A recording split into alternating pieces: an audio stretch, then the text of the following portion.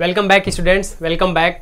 जैसा कि हम आपको क्लास 10th NCERT जो कि CBSE, UP board English medium, UP board Hindi medium सबके लिए है, मैं स्टार्ट किया था। और ज्योग्राफी मैंने क्लास 10th NCERT की ज्योग्राफी स्टार्ट किया था, जिसमें फर्स्ट चैप्टर है रिसोर्स एंड डेवलपमेंट। मैं रिसोर्स एंड डेवलपमेंट का फर्स्ट लेक्चर मैंने अपलोड कर दिया। यदि आप नए हैं तो जाइए, क्लास 10th का NCERT जियोग्राफी का प्लेलिस्ट मैंने फोल्डर बनाया है, आप उसमें जाके लेक्चर फर्स्ट को देख सकते हैं। जब आप लेक्चर फर्स्ट को देखेंगे तब आप यहाँ पे आएंगे तो लेक्चर सेकंड आपको समझ में आएगा। मैंने लेक्चर फर्स्ट में डेफिनेशन, रिसोर्स का डेफिनेशन बताया था और क्लासिफिकेशन ऑफ रिसोर्स का मैंने बताया था। आज क्लासिफिकेशन ऑफ रिसोर्स को एक एक जो क्लासिफाइड किए गए उन दोनों को एक एक उनमें करके मैं आपको बताऊंगा, जो कि आप व्हाइट बोर्ड पे देख रहे होंगे। ठीक है, आइए स्टार्ट करते हैं। क्लासिफिकेशन ऑफ रिसोर्सेज, संसाधनों का बंटवारा या संसाधनों का वर्गीकरण। मैंने बताया था संसाधन को 4 भागों में बांटा गया on the basis of exhaustibility, मतलब खत्म न होने के आधार पे या समाप्ति के आधार पे मैंने बताया था। On the basis of origin, उत्पत्ति के आधार पे। On the basis of ownership, स्वामित्व के आधार पे।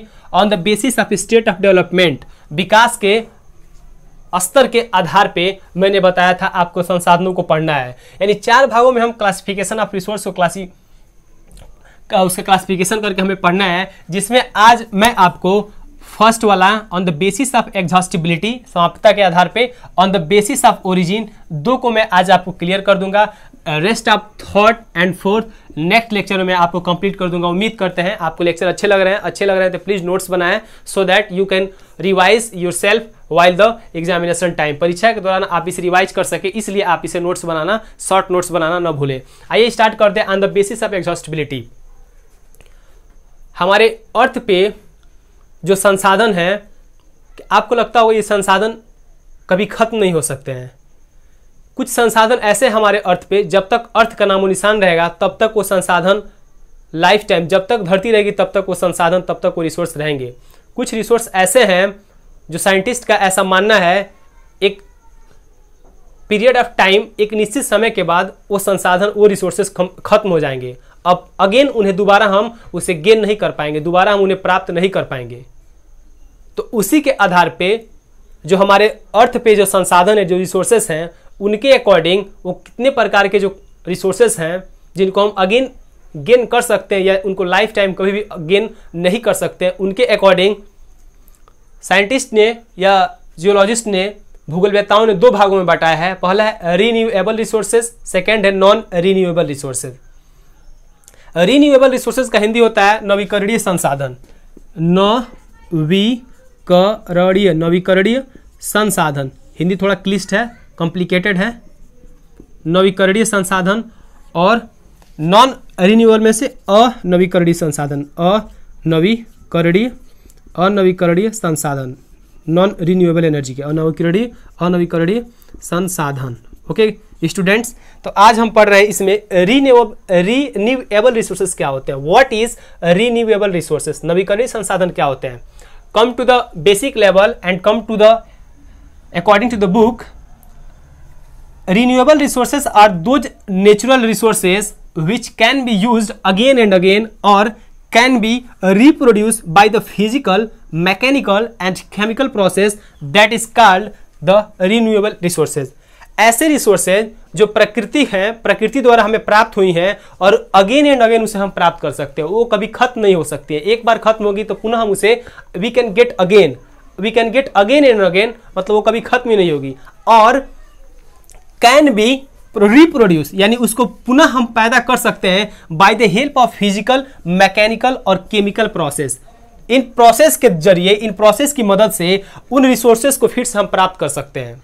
यानी अगर सिंपल आपको एग्जाम में आ जाए व्हाट इज रीन्यूएबल रिसोर्सेज, बनाएंगे renewable resources are those resources which can be get again and again और reproduced by physical, mechanical and chemical process that is called the renewable resources। एक ऐसे संसाधन जो प्रकृति द्वारा हमें दी गई हैं, उन्हें हम पुनः प्राप्त कर सकते हैं या उन्हें हम भौतिक, यांत्रिक या आपके रासायनिक क्रियाओं के माध्यम से उन्हें हम फिर से प्राप्त कर सकते हैं। This is the exact definition by the book of NCERT। ठीक है, अब उसका एग्जांपल देखेंगे। आप सर कहेंगे सर नवीकरणीय संसाधन के एग्जांपल बता दीजिए जो कभी खत्म ही नहीं होने वाले हैं। आप एग्जांपल भी देख रहे होंगे यहाँ पे, सोलर वाटर, एयर और सॉइल एक्सेट्रा। सोलर कहेंगे, सोलर क्या, सोलर से जो आप सोलर पैनल आ जाए, जो सूर्य प्रकाश अपना जानते हैं, जो सोलर जो प्लेटें आ रही हैं, वो सोलर प्लेट एक रीन्यूएबल एनर्जी के फॉर्म है। Solar plates are the form of renewable energy. आप कहेंगे सर कैसे, क्योंकि जब तक सोलर सिस्टम, जब तक हमारा सूर्य रहेगा, जाहिर सी बात है पृथ्वी रहेगी और अन्य ग्रह रहेंगे, तब तक हमारे पृथ्वी पे हमको सूर्य की जब तक किरणें, सन की रेज हमें प्राप्त होते रहेंगे, तब तक हम क्या करेंगे, तब तक हम इसे विद्युत को जनरेट कर। दूसरा है वाटर। आप कहेंगे सर वाटर कैसे रीन्यूएबल एनर्जी हो गया या रीन्यूएबल रिसोर्स के रूप हो गए वाटर।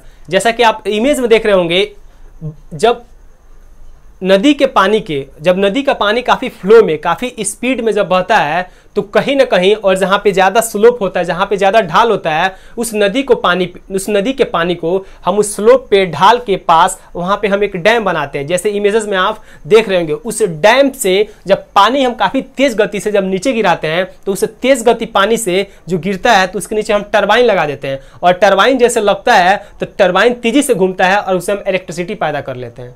तो क्या आप बताइए, जब तक अर्थ रहेगा तब तक पॉसिबल तो यही है, रिवर्स रहेंगी, रिवर्स के पानी रहेंगे। अब जहां रिवर्स रहेंगे, जाहिर सी बात है वहां पे हम हाइड्रो इलेक्ट्रिसिटी, जल विद्युत को पैदा कर सकेंगे। इसलिए सोलर भी हो गया आपका, सोलर पैनल आपके क्या हो गए, रीन्यूएबल रिसोर्सेज के फॉर्म हो गए, ये एग्जांपल हो गए। वाटर भी, आप कहेंगे सर एयर, आप एयर रिसोर्सेज के एग्जांपल देख रहे होंगे।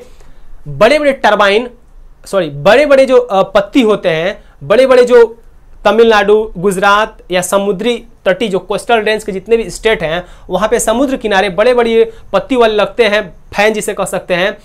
उससे जब हवाएं, हमेशा आप जानते हैं कोस्टल रेंज में हवाएं सी से लैंड की ओर और लैंड से हवाएं सी की ओर हमेशा ट्रांसफर होते रहती हैं, गति करते रहती है, मोशन करते रहती है, जिससे पत्तियां हमेशा चलती हैं, जिससे हम क्या प्राप्त कर सकते हैं, एयर से हम इलेक्ट्रिसिटी पैदा कर सकते हैं। तो क्या, these are also the part of renewable resources. Soil, मिट्टी भी एक प्रकार की रीन्यूएबल रिसोर्स का एग्जांपल है। कैसे, क्योंकि एक बार मिट्टी जब डेजर्ट हो जाएगी, एक बार मिट्टी जब बंजर हो जाएगी, तो उसमें हम केमिकल, फिजिकल और आपका मैकेनिकल प्रोसेस के द्वारा उस मिट्टी को हम फर्टाइल बना सकते हैं, उस मिट्टी को उपजाऊ बना सकते हैं, और again we can get that resources again and again, उसे हम पुनः प्राप्त कर सकते हैं। अगर ऐसा होता, एक बार मिट्टी, अनाज यदि मिट्टी पे से हो जाता और उसका इस्तेमाल अगेन नहीं हो पाता, तो शायद आज हम लोग जीवित नहीं होते हैं। देखते हैं आप कैसे, जब मिट्टी इनफर्टाइल होने लगती है, अनुपजाऊ होने लगती है, तो उस पर कैसे हम केमिकल या आप कह सकते हैं यूरिया, पोटास एक्सेट्रा जैसे फर्टिलाइजर का इस्तेमाल करके उस मिट्टी को हम फर्टाइल बना के अगेन एंड अगेन हम फसल को प्राप्त कर सकते हैं। These are also the part of renewable energy. I hope students you got it very well, आपने बहुत अच्छे से इसे समझा होगा। आइए सेकंड देखते हैं, आप देख सकते हैं एक बार और। सेकंड है अनवीकरणीय संसाधन, नॉन रीन्यूएबल रिसोर्सेज।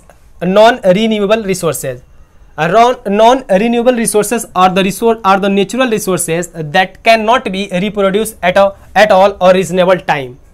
एक ऐसे रिसोर्सेज होते हैं, एक ऐसे प्राकृतिक रिसोर्सेज होते हैं अनवीकरणीय संसाधन, जो दोबारा हम प्राप्त नहीं कर सकते हैं, जिन्हें रिप्लेस करके भी हम दोबारा नहीं प्राप्त कर सकते हैं, चाहे कितना भी समय लग जाए, उन्हें हम प्राप्त नहीं कर सकते हैं। और इसमें तो कुछ संसाधन ऐसे जो एक बार खत्म हो जाएं धरती पर से, तो उन्हें दोबारा हम रीगेन नहीं कर सकते, उन्हें हम अगेन एंड अगेन उसका रिप्रोडक्शन नहीं कर सकते। एग्जाम्पल के तौर पे एक बार इसे आप और समझ लें, नॉन रीन्यूएबल रिसोर्सेज क्या होते हैं। नॉन रीन्यूएबल रिसोर्सेज और the natural resources that can not be replaced at all और रीजनेबल टाइम, यानी एक ऐसे संसाधन जो दोबारा हमें प्राप्त नहीं हो सकते हैं, कितने भी समय लग जाए, उसे हम बोलते हैं अनवीकरणीय संसाधन। एज एग्जाम्पल में आप देख सकते हैं fossil fuel, diesel, petrol, LPG, CNG, ये जितने भी गैसें हैं और जितने भी लिक्विड हैं, चाहे डीजल पेट्रोल हो गए, चाहे केरोसिन ऑयल हो गए, आप जितने भी ये देख रहे हैं, ये फॉसिल फ्यूल है, ये जैव ईंधन है। इनको बनने में हजारों लाखों वर्ष लग गए, जो धरती के तली के नीचे, बॉटम ऑफ द लैंड, ये दब के pressure, temperature and a long period of time, इतना समय इनमें लगा, और दबाव और तापमान से ये अंदर धरती के नीचे ये फॉसिल फ्यूल में चेंज हुए, जैव ईंधन में चेंज हुए। लेकिन आप बताइए, का लाइफ टाइम जब तक धरती रहेगा तब तक क्या ये पेट्रोल और डीजल धरती से निकलते रहेंगे? नहीं निकलेंगे। एक निश्चित समय के बाद ये खत्म हो जाएंगे, फॉसिल फ्यूल खत्म हो जाएंगे, गैसें खत्म हो जाएंगी। भूगोलवेत्ताओं, साइंटिस्ट का एक ऑब्जर्वेशन है, उनका एक रिसर्च है, वो बताता है आने वाले 100-200 साल बाद अर्थ से, पृथ्वी से सारे फॉसिल फ्यूल खत्म हो जाएंगे, सारे ईंधन खत्म हो जाएंगे, सारे गैस, सीएनजी, एलपीजी वगैरह सब खत्म हो जाएंगे। कोयला भी आप जानते हैं, कोयला भी एक निश्चित टाइम पे खत्म हो जाएगा, तो पुनः हम कोयला को प्राप्त नहीं कर सकते हैं। आप जानते हैं कोयला कैसे बनता होगा, फॉसिल फ्यूल कैसे बनता होगा। लाखों साल पहले भीषण आग, भीषण तबाही का मंजर हमारे अर्थ पे हुआ था और पूरे के पूरे लाखों हेक्टेयर लाखों किलोमीटर के रेंज में पेड़, जो वृक्ष हैं, वेजिटेशन सब वनस्पतियां हैं, वो गिर गए और जल गए और उनके ऊपर से वो दब गए, धरती से दब गए। फिर लेयर दर लेयर के ऊपर लेयर पृथ्वी का, धरती का उस पर दबता गया और नीचे टेम्परेचर और प्रेशर से वो फॉसिल फ्यूल और कोयले में वो तब्दील हो गए। तो इस प्रकार हम कह सकते हैं नॉन रिन्यूएबल रिसोर्सेज और the natural resources that can not be replaced at all और reasonable time like fossil fuel, gas, कोयला। आई होप आपको समझ में आया होगा। एंड द थर्ड मैंने बोला आपको मैं पढ़ाऊंगा on the basis of exhaustibility में आपको पढ़ाऊंगा रिन्यूएबल रिसोर्सेज, आपको समझ में आया होगा। नॉन रिन्यूएबल रिसोर्सेज आपको समझ में आया होगा। अब आते हैं on the basis of origin, उत्पत्ति के आधार पे रिसोर्स कितने प्रकार के होते हैं। एक होते हैं बायोटिक रिसोर्सेज, जैव संसाधन, अबायोटिक रिसोर्सेज, अजैव संसाधन। आपको नाम मिला रहेगा बायोटिक जिसमें जान हो, अबायोटिक जिसमें जान न हो, अबायोटिक कहलाएंगे, जिसमें जान हो बायोटिक कहलाएंगे। एक बार देख लेते हैं example. What is the biotic resources? Biotic resources all resources या all those resources which are obtained from, जिसे पाए जाते हैं, जिन्हें हम पाए जाते हैं बायोस्फीयर, जैवमंडल में, एंड हैव अ लाइफ और नोन एज बायोटिक रिसोर्सेज। ऐसे रिसोर्सेज जो हमारे जैवमंडल के अगल बगल, हमारे जैवमंडल में से ही पाए जाते हैं, जिनमें जान होता है, वो बायोटिक रिसोर्सेज कहलाते हैं। Biotic resources are those resources which we are obtained, चाहे we obtained by our atmosphere या by our biosphere and they have life, they called biotic resources.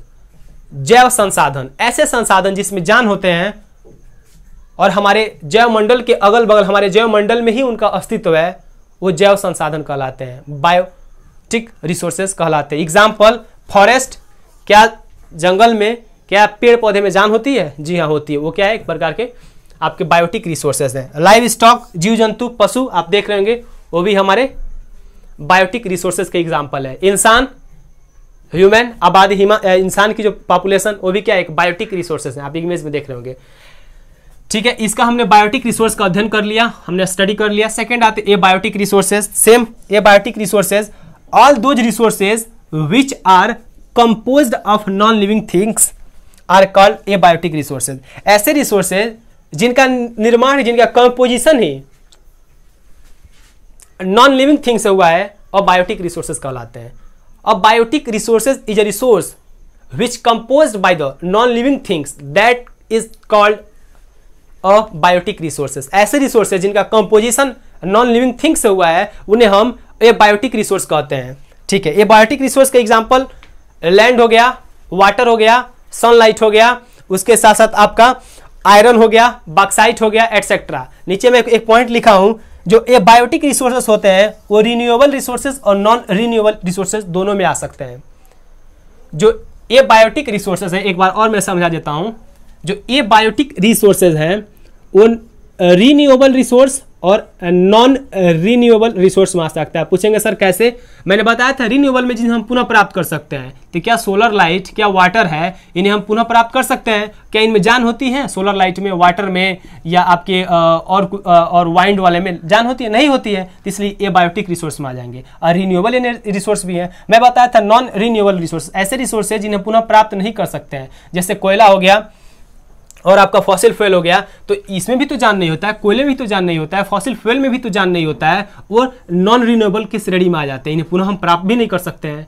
ठीक है, तो ये आपका ए बायोटिक है। तो एग्जाम्पल में आप देख रहे होंगे लैंड, वाटर, आयरन, बॉक्साइट और आपके जितने भी क्या बोलते हैं, पत्थर हो गए, स्टोन हो गए, कास्टली स्टोन हो गए, आपके डायमंड हो गए, these are all the part of the क्या abiotic resources that can also be the part of the non renewable resources. तो इसको आप डिटेल में और ध्यान से पढ़िएगा। आपका रेस्ट 2 बच गया। On the basis of ownership, individual, स्वामित्व के आधार पर पहला इंडिविजुअल, एक इंसान के पास रिसोर्स जो होता है, कम्युनिटी पूरे एक समुदाय के पास जो रिसोर्स होता है, नेशनल पूरे देश का जो रिसोर्स होता है, इंटरनेशनल पूरे राष्ट्र का यानी पूरे दुनिया का इंटरनेशनल रिसोर्स, या एक होता है on the basis of the state of development, विकास के स्तर के आधार पर एक होता है पोटेंशियल रिसोर्सेज, उसके बाद होते हैं डेवलप्ड रिसोर्सेज, फिर stock resources, reserve resources. And next lecture में I will try to complete all those which are rest in this video. ये आपको मैं अगले वाली वीडियो में थर्ड और फोर्थ का जो है 4 ये हो गए, 4 ये हो गए और 4 ये हो गए, दोनों को मैं नेक्स्ट पार्ट में आपको कवर करा दूंगा। उम्मीद करती है लेक्चर आपको अच्छा लगा है